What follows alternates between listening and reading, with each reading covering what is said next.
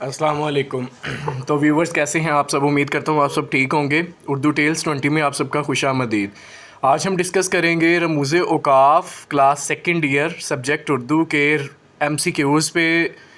Lahore board और Punjab board में जितने भी MCQs इंपॉर्टेंट हैं 5 ईयर पेपर्स को मद्देनज़र रखते हुए, आपके पेपर को मद्देनज़र रखते हुए, हर लिहाज से हमने ये जो आपके सामने आज डिस्कस करेंगे रमूज़े औकाफ़ के कुछ इंपॉर्टेंट क्वेश्चंस, तो उन्हें ज़रा आप अच्छी तरह याद कर लें ताकि आपका पेपर में 5 नंबर इजी आपको मिल सके। रमूज़े औकाफ़ इम्तिहानी नुक्ता नज़र से अहम हरूफ और उनका जुमलों में इस्तेमाल। क्लास हमारे सामने सेकंड ईयर है। अगर आप मेरे चैनल पर नए हैं तो चैनल को सब्सक्राइब ज़रूर करें, बेल आइकन को प्रेस करें ताकि आने वाले वीडियो का नोटिफिकेशन आपको बआसानी मिल सके। नोट: ये सवाल कसीरुल इंतहाबी MCQs की सूरत में आएगा। खाका दर्ज है आपके सामने। रमूज़े औकाफ़ के सही इस्तेमाल को मद्देनज़र रखते हुए दुरुस्त जवाब मुंतखब करें। सवालिया की तारीफ़ है। जवाब में है सवाल पूछना।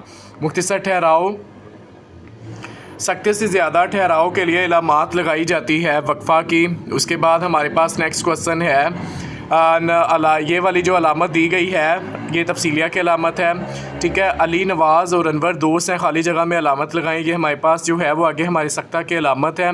कायद-ए-आज़म ने फरमाया यहाँ पे राब्ता की अलामत पहले इस्तेमाल होगी, ठीक है। नोट: बिना ऑप्शन के याद की हुई मारूज़ी तलबा कभी नहीं भूल सकते। असातिज़ा को भी आसानी रहेगी इनको याद करवाने और तलबा को याद जल्दी हो जाएगी। सबसे मुख्तसर ठहराव के लिए अलामत इस्तेमाल होती है सख्ता की। सख्ता की तारीफ़ है सबसे कम ठहराव, ये अलामत है सख्ता की। अहमद, अली और अनवर दोस्त हैं, खाली जगह में अलामत आएगी सख्ता की। असलम डैश अकरम और ज़ीशान दोस्त हैं, सख्ता की अलामत आएगी। अबारत जुमले में सबसे कम ठहराव की अलामत सख्ता की आती है। असलम डैश हामिद और महमूद बाज़ार गए, सख्ता की अलामत इस्तेमाल होगी। लाहौर डैश कराची और रावलपिंडी बड़े शहर हैं, सख्ता की अलामत इस्तेमाल होगी। सख्ता से ज़्यादा ठहराव के लिए अलामत जो है वो आपकी वक्फ़ा की इस्तेमाल होगी। वक्फ़ा में डैश ठहराव होता है, सख्ता से ज़्यादा ठहराव। वक्फ़ा अलामत है वक्फ़ा की, ठीक है। वक्फ़े से ज़्यादा ठहराव के लिए अलामत इस्तेमाल की जाती है राब्ता की, ठीक है। सख्ते से ज़्यादा ठहराव पर अलामत लगाई जाती है वक्फ़ा की। वक्फ़ा की तारीफ़ है सख्ता से ज़्यादा ठहराव। लाहौर पंजाब का, कराची सिंध का, कोयटा बलूचिस्तान का और पेशावर खैबर पख्तूनख्वा का दारुल हुकूमत है। इसके दरमियान जो अलामत इस्तेमाल होगी वो हमारे पास वक्फ़ा की होगी, ठीक है। किसी बड़े जुमले के छोटे छोटे अज्जा को अलग अलग करने के लिए अलामत लगाई जाती है, वक्फ़ा की लगाई जाती है। वक्फ़ा पर तौक़ुफ़ करना चाहिए सख्ता से ज़्यादा।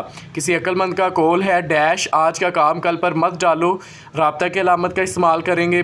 राब्ता की तारीफ़ है वक्फ़ा से ज़्यादा ठहराव। अल्फाज और मायने के दरमियान अलामत लगाते हैं, राब्ता की अलामत लगाते हैं।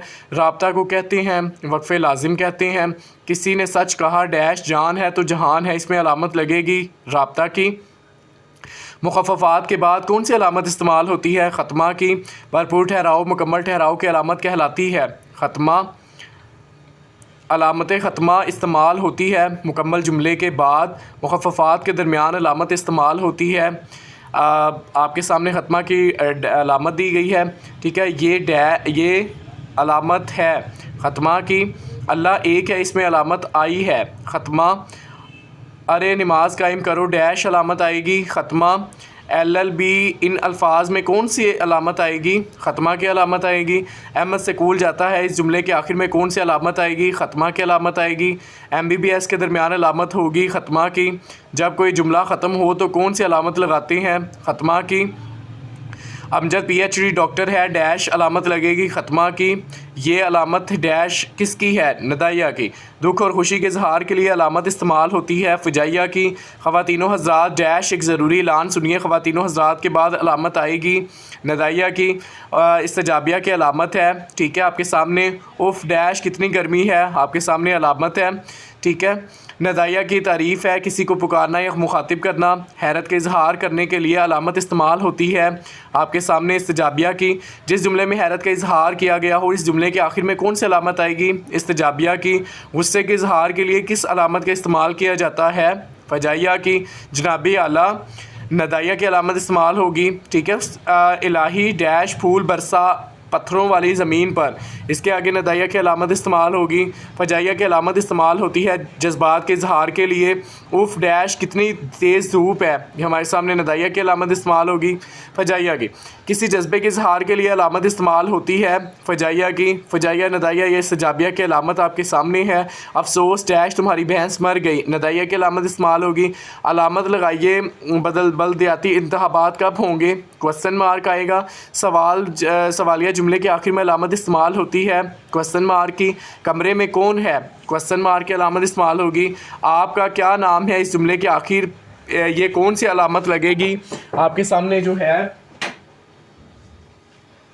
آپ کے سامنے یہ علامت جو ہے وہ لگے گی کوسچن مارک. ٹھیک ہے. سوالیہ کی علامت کمرے میں کون ہے؟ سوالیہ کی علامت سوال پوچھنے کے لیے کون سی علامت استعمال ہوتی ہے؟ یہ آپ کے سامنے سوالیہ کی علامت ہے. آپ کیا کھانا پسند کریں گے؟ سوالیہ کی علامت استعمال ہوگی. سوالیہ کی علامت ہے آپ کے سامنے. مناسب علامت کا لگائیں. تم کب آؤ گے؟ سوالیہ کی علامت استعمال ہوگی. آپ کی تشریف لائیں گے، یعنی آپ کب تشریف لائیں گے؟ سوالیہ کی علامت استعمال ہوگی. آپ کہاں جا رہے ہیں؟ اس جملے کے آخر میں علامت آئے گی سوالیہ کی. سوالیہ کی تعریف ہے سوال پوچھنا. ٹھیک ہے. استفہامیہ علامت کی نشاندہی کیجیے. سوالیہ اور استفہامیہ دونوں سیم ایک ہی میننگ میں آتے ہیں، تو ان کی علامات بھی جو ہے سوالیہ کو ہی استفہامیہ کہا جاتا ہے. آپ کا اس میں گرامی ڈیش علامت لگائی جائے گی سوالیہ کی. استفہامیہ کی تعریف ہے سوال پوچھنا. آپ کیا کہتے ہیں؟ جملے کے آخر میں علامت آئے گی کوسچن مارک یعنی سوالیہ. قلم دعات کہاں رکھی ہے؟ سوالیہ علامت آئے گی. تم کہاں جا رہے ہو؟ جملے کے آخر میں اس کی علامت آئے گی سوالیہ کی. سوالیہ جملے کے بعد کون سی علامت استعمال ہوتی ہے؟ علامت سوالیہ کی آپ کے سامنے ہے. علامت یہ رابطہ اردو میں کہلاتی ہے. ٹھیک ہے. یہ جو آپ کے سامنے ہے تفصیلیہ کے آپ کے 5 دریا ہیں، پاکستان کے 5 دریا ہیں. جملے کے آخر میں علامت ہوگی تفصیلیہ کی. چیزوں کی تفصیل بتانے سے پہلے علامت استعمال ہوتی ہے تفصیلیہ کی.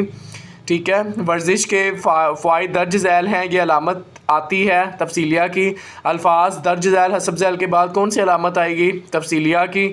ورزش کے فوائد درج ذیل ہیں کے بعد علامت ڈیش آئے گی تفصیلیہ کی. تفصیلیہ کے علامت کی نشاندہی کیجیے. علامت آپ کے سامنے ہے. ہمارے قومی اداروں کی تفصیل یہ ہے. تفصیلیہ کی علامت جو ہے پاکستان کے درج ذیل صوبے ہیں ڈیش. تفصیلیہ کی علامت ہمارے سامنے آئے گی. کسی چیز کی تفصیل ظاہر کرنے کی علامت آپ کے سامنے ہے. تفصیلیہ کی علامت آئے گی. الفاظ درج ذیل حسب ذیل کے بعد کون سی علامت آئے گی؟ آپ کے سامنے تفصیلیہ کی علامت ہے. خطبہ حجۃ الوداع کے اہم نکات یہ ہیں، آخر میں علامت آئے گی تفصیلیہ کی. پاکستان کے صوبے ہیں. ٹھیک ہے. آپ کی تفصیلیہ کی علامت آئے گی. پاکستان کے بڑے شہر یہ ہیں ڈیش. علامت تفصیلیہ کی آئے گی. جملہ مترجمہ کی دونوں جانب کون سی علامت ہوگی؟ آپ کے سامنے کوسین ہے. ٹھیک ہے. یہ علامت کوسین کی ہے. کوسین کی تعریف جملہ مترجمہ کی ادائیگی. جملہ مترجمہ اور کسی بات کی وضاحت کے لیے جو علامت استعمال کی جاتی ہے کہلاتی ہے کوسین. جملہ مترجمہ لکھنے سے پہلے اور بعد میں جو علامت استعمال ہوتی ہے اسے کہتے ہیں کوسین. کوسین کا دوسرا نام خطوط وحدانی ہے. جملہ مترجمہ کو ڈیش لکھا جاتا ہے کوسین میں. جملہ مترجمہ کے گرد علامت استعمال ہوگی. علامت کوسین کے آپ کے سامنے ہے. واوین کی علامت ہوتی ہے کول کے ارد گرد استعمال کے لیے. واوین کی تعریف ہے کول نقل کرنا. کسی بزرگ یا دانا کا کول پیش کرتے وقت ہم علامت لگاتے ہیں واوین کی. جب کسی کا کول ہو بہو نقل کیا جائے تو یہ علامت استعمال ہوتی ہے. آپ کے سامنے ہے واوین کی. کسی کے کول کو اس کے الفاظ میں نقل کرنے کے لیے علامت استعمال کرتے ہیں واوین. کو اقتباس نقل کرتے ہوئے علامت استعمال ہوتی ہے واوین کی.